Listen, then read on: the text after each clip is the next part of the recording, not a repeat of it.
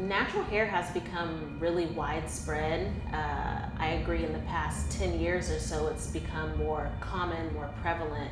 And I don't know where that spark happened, but I think it became widespread because YouTube, so the internet really helped it become easier to spread that knowledge, spread that information. So people started getting on the internet and sharing information about how to care for the curls, and people getting fed up with getting damage from chemical treatments like relaxers and perms and things like that. So when they saw that there was an alternative, I think it just spread like wildfire and took off.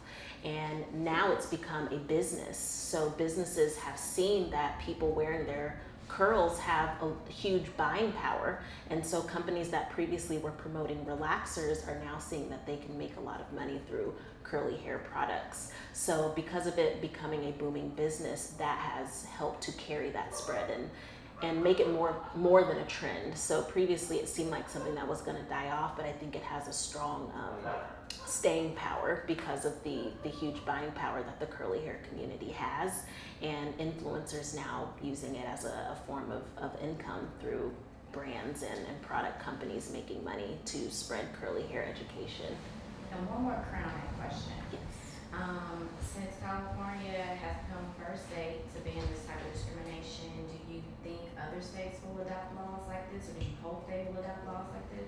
Yeah, so I'm really excited that California is the first state to pass the Crown Act, and I do think just like with natural hair spreading and becoming commonplace, I think it is an act and a law. Similar laws are going to get passed in other states.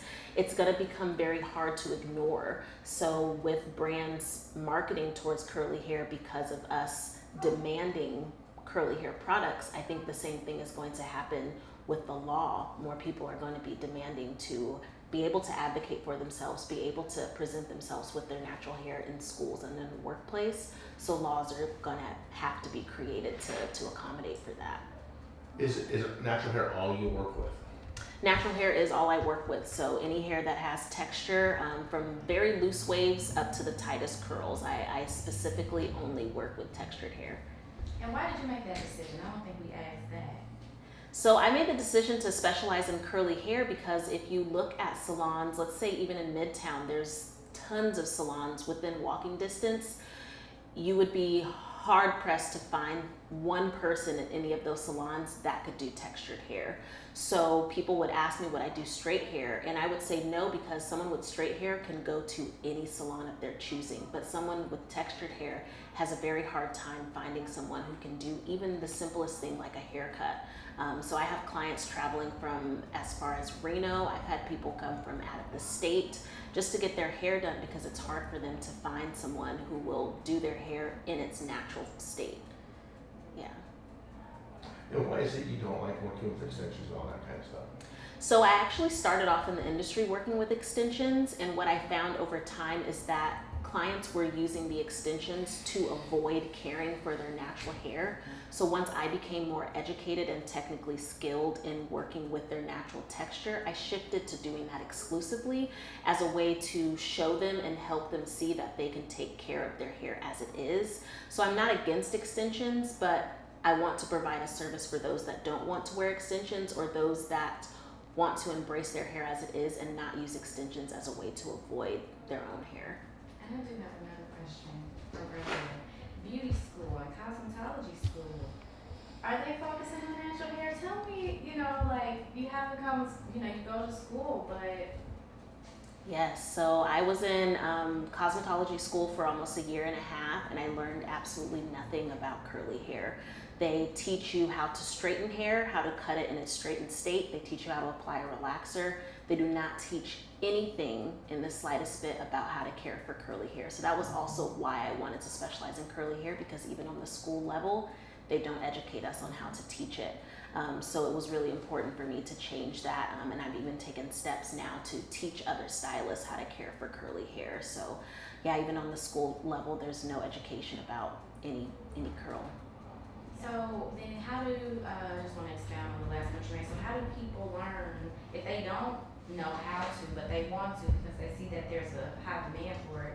How do they learn how to do curly cuts and define curls and retwist locks? Yes, yeah, that's a great question. So stylists that want to transition into specializing in curly hair or want to add those services to their current services, a lot of times they have to seek out independent educators. So stylists like myself, there's stylists all over the country that independently educate on curly hair styling and curly hair cuts. There's also various brands that carry particular products for textured hair who have branded education on how to cut and style curly hair. When it comes to locks, it's a little more challenging because it's even less commonplace than curly hair. So it really does require the stylist to do a lot of footwork to seek out independent education on their own to provide those kind of services. And do you, since you said you do classes now, do you see more people trying to learn how to? Yes, I've definitely noticed there's a huge interest. There is a desire for stylists to learn. There is just a very small window and small opportunities for them to learn, I feel, on a larger scale.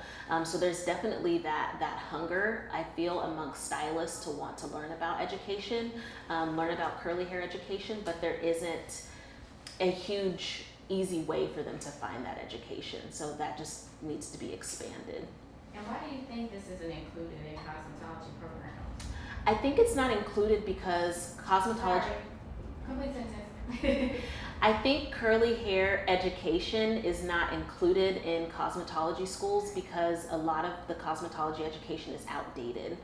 So we're still learning things like curly perms, jerry curls, things, yes, styles that are not commonplace. So it's just a very outdated education system, and a lot of times the education is taught to pass the state board exam, and the state board exam is also outdated. So I think it's just needing to get educators in the school field who are knowledgeable about more modern techniques and getting that implemented in the state board exams as well as in the cosmetology education curriculum.